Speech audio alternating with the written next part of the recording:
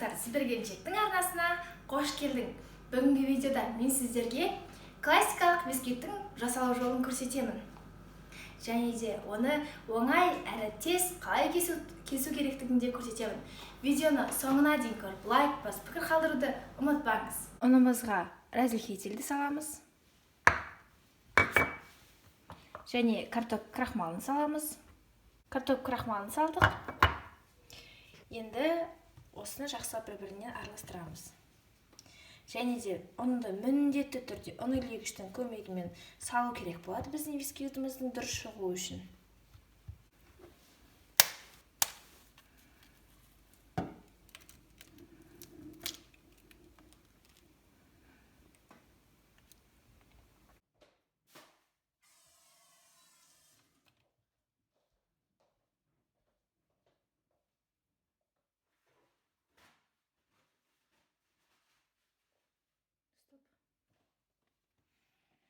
Жұмыртқан ағын миксерлеп аламыз.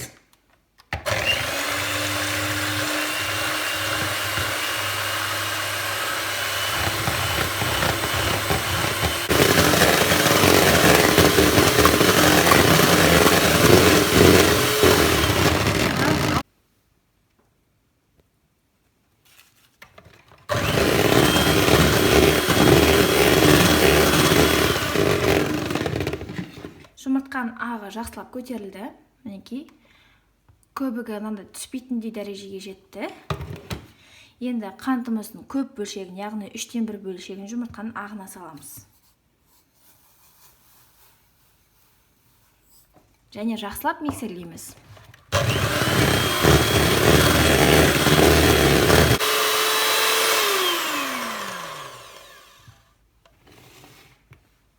Жұмыртқаның ағын алып қоямыз. Енді жұмыртқаның сарысына кіргізетін боламыз. Жұмыртқаның сарысына жаңағы 1/3 бөлік қантымызды саламыз, миксерлейміз.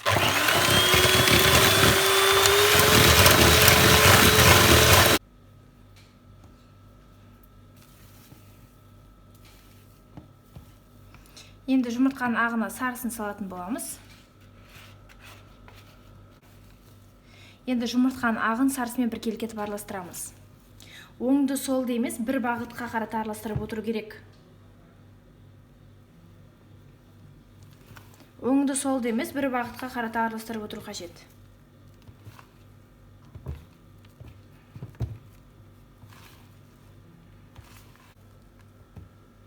Жақсылап біркелкі етіп араластырып алдық. Енді ұн илегіштің көмегімен мұнда біз ұнымызды саламыз. Біз ұнға крахмалды және разрыхлительді бірден қосып алдық.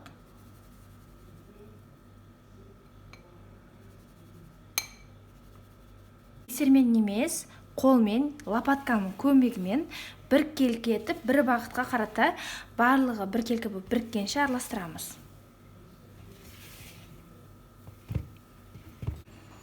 Біркелкі болып араласты. Енді біз алдын ала пергамент қағаз төселген формамызға құятын боламыз.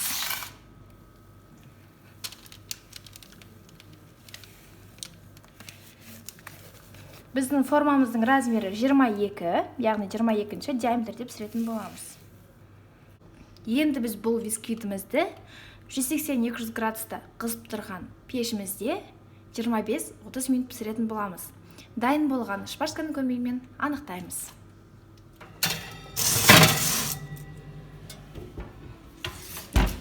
Дайын еместігін бисквитіміздің мынадай ағаш таяқшамен тексереміз, ортасына саламыз.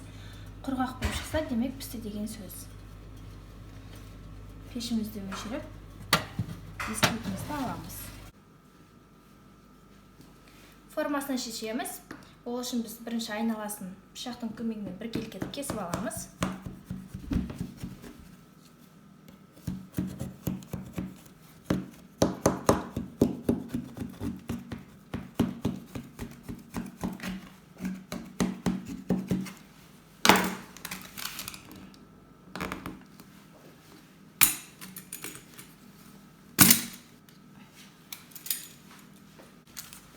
Мінекей, формасынан шештік.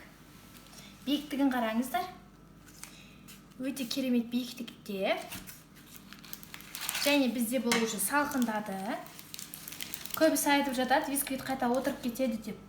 Егер дәл осы рецептпен дәл осылай жасасаңыз, сіздің бисквитіңіз отырмайтын болады. Және де қазір қалай ешқандай қиындықсыз 3 бөлікке бөлуге болатынының жолын көрсетемін. Ол үшін біз бірінші бөлігін былайынан, яғни пышақпен айналасын жай ғана шетін ғана кесіп шығамыз. Мінекей, жай ғана шетін былайынан. Енді біз жібімізді аламыз. Бүйтіп жаңағы кескен жерлеріміздің барлығына толыққанды кіргізіп шығамыз. Мінекей, толыққанды жібімізді кіргізіп шықтық. Енді жібімізді былайынан айқастырамыз. Және екі жаққа қарата тартамыз. Мінекей. Нәтижесінде ешқандай қиындықсыз бисквитіміз бөлінді. Енді екінші бисквитімізді де дәл солай бөлеміз. Яғни бірінші былай теріс қаратып алайық. Және дәл солай кесіп шығамыз. Мінекей.